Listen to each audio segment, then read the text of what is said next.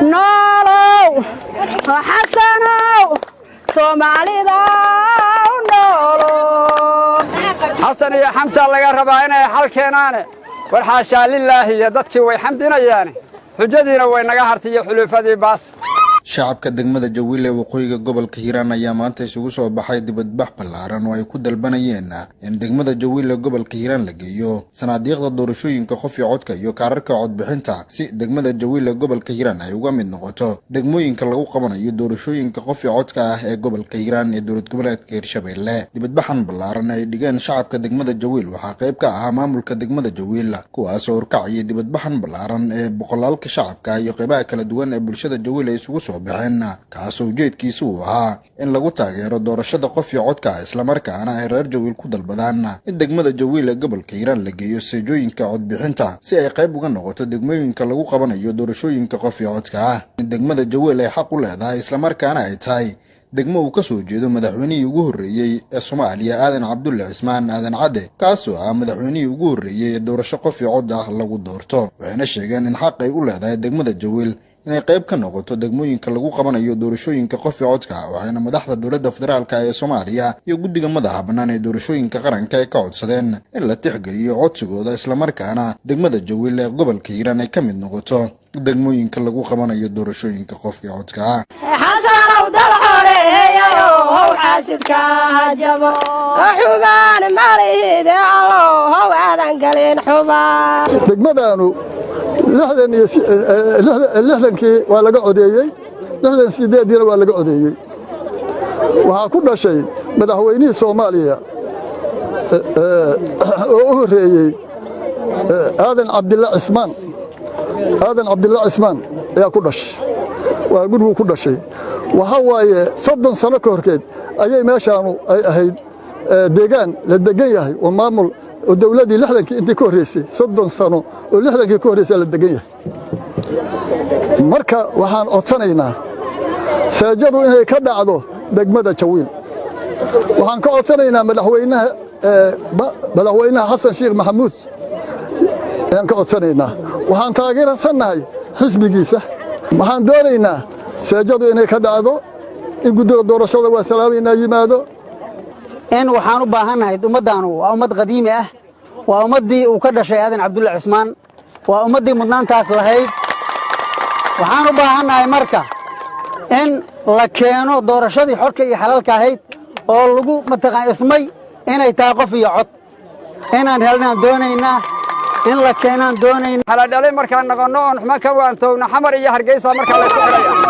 xaqiiqada markii laga hadlo oo xan iska dhaafayno Xasan Sheekh xaqiiqada dhabta uu xarbinayaa xusul dub ayuu ugu jiraa inaan xorownaay xamar baa ximin dhaxsi xora looga xamaashay Soomaalidan xiskii laga galay ee wada xaraaraysan Soomaalidan xijowday aqligii xaabka laga saaray Soomaalidan xariyaha oodatay ee kala xaduudaysan Soomaalidan xishoodkii dhamaa xididka loo siibay Soomaalidan maanta iyo naxliga xooga wada saartay Soomaalida xaqiiqada dhabta kala xishoon weyday injirdaadi mooye dadkan aan xal kala haynin adigoon xasuuqaynin oon xoogna u adeegsan ama aan xadgudub aan samayn oon xinjira daadin adigoon xaqiiqada dhabta ayadoon xaqiiqada dhabta laga xishoonaynin Xasan iyo Xamsa laga rabaa inay xal keenaan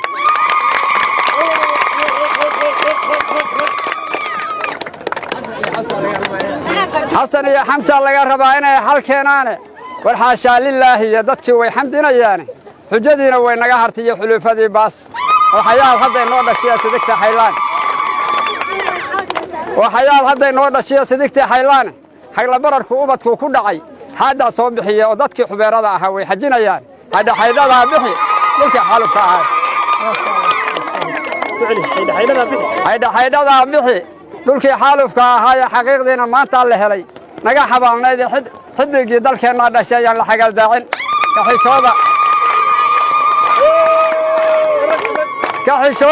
ka xishooda xabad iyo dagaal waa xadgudub weyna ka xishooda kaasala xusheen maanta xamataan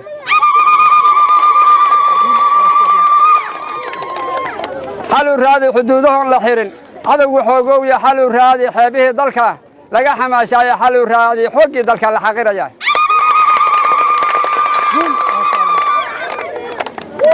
afartaa xaqiiqdaan rabiyo xaalad nabadeed afartaa xaqiiqdaan rabiyo gabay xulkiisii dheh afartaa xaqiiqdaan rabiyo gabay xulkiisii dheh xarfo kalena waa maansadaan soo xawilayahay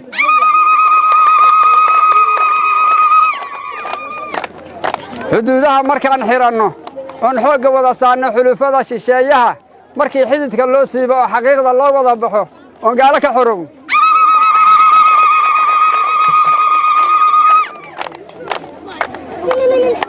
oo nin walba xaquuqdiisa helo xoogga lagu haystay xalaadhalay markaan noqonno oon xumo ka waantowno oo kii xumaan wada la xiro oon xabsiga geyna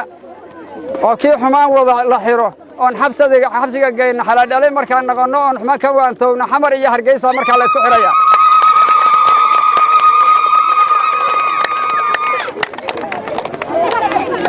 xaqiiqada markii laga hadlo oon xan iska dhaafayno xasan shiikh xaqiiqada dhabta wuu xarbinayaa xusuldub ayuu ugu jiraa inaan xorownaay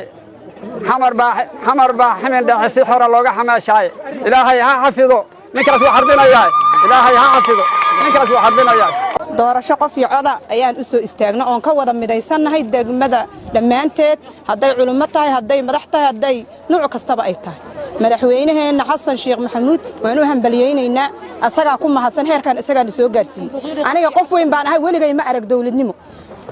weligay allahay dawladnimo ma arag waa macnaha waxaaba noo tahaba wanaag ilaahayna soo gaarsiiyey ilmaheenna inaan ku abaabinaan rabnaa marka waxaan u baahannaha sanduuqa in naloo keeno doorasho qof iyo cad ah aan u baahannaha sanduuqyada ilahayd noolow xasanow soomaalida noolow noolow xasanow soomaalida noolow waxaan ahay anigu deegaanada jawiil hoos yimaado burcadde gasle allanguud maxamuud gacal agagaarkaasoo dhan oday ka yimidaan ahay waxaan soo dhowaynaynaa xisbiga g s b in uu naloo keeno kuraasta deegaan doorashada degmada jawiil waxaan aad ugu faraxsanahay inaan maanta ka soo qayb galo bannaanbaxan weyn ay degmada reer jawiil ay ku bannaanbaxayaan ayagoo dawladda madaxweyne xasan sheekh hogaamiyey ay ka codsanayaan in maaragtay degmadan la keeno doorashada qof iyo codka ah anigoo ah xildhibaanadii ugu horreeyey ee ka soo baxay gobolka banaadir maanta waxaan goobjoog u ahay inaan maaragtay degmada jawiil ama bulshada reer jawiil aan kaga qayb qaato wacyigelinta doorashada qofkii codka ah waa astaan doorasho waa astaan dimuqraadiyadeed degmadan waxay caan ku tahay nabadda iyo horumarka waxaa ka soo jeeda madaxweynihii ugu horreeyey ee Soomaaliya aadan cabdulle cusmaan aadan cadde waa magaalo xadaari ah waxaan ku faraxsanahay inaan maanta qayb ka ahay doorashada qofkii codka ah oo looga dalbanayo guddiga doorashada iyo xukuumadda dan qaran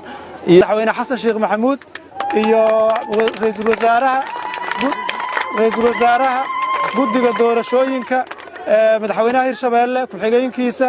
golihiisa baarlamaanka dhammaantood in maaragtay degmadaanu ay hesho seejooyinkii iyo kaararkii codbixinta waxay maanta isugu soo baxeen waxaa waaye inay shucuurtooda muujiyaan ay diyaar u yihiin doorasho qof iyo coda inay galaan ay diyaar u yihiin inay codkooda ku ciilbaxaan waxaan rabnaa si ay codkooda ugu ciilbaxaan oo qofka ayagu ay rabaan oo dantooda ay ka dhex fahmaan si ay u soo doortaan oo laga gudbay in qof xildhibaana meel inta erge yaroo uu ku xirta uu asagu isu soo doorto laga gudbay madaxweynuhuna ku sharfan yahay taas inuu ka gudbiyey waddanka Soomaaliya oo dhan oo maanta doorasho qof iyo cod ay ka dhacayso madaxweyne xasan sheekh maxamuud iyo guddiga doorashooyinka iyo madaxweynaha Hirshabeelle Cali Guudlaaw Xuseen madaxweynaheena iyo madaxweyne ku-xigeenka dhammaantood waxaan ka codsanaynaa anigoo ka wakiil ah bulshada iyo shacabka degmada jawiil iyo deegaanadeeda in ay helaan doorashadoodii qof iyo codka ahayd sanaadiiqdii loo keeno kaararkii codbixinta loo keeno ay meeshaan ku galaan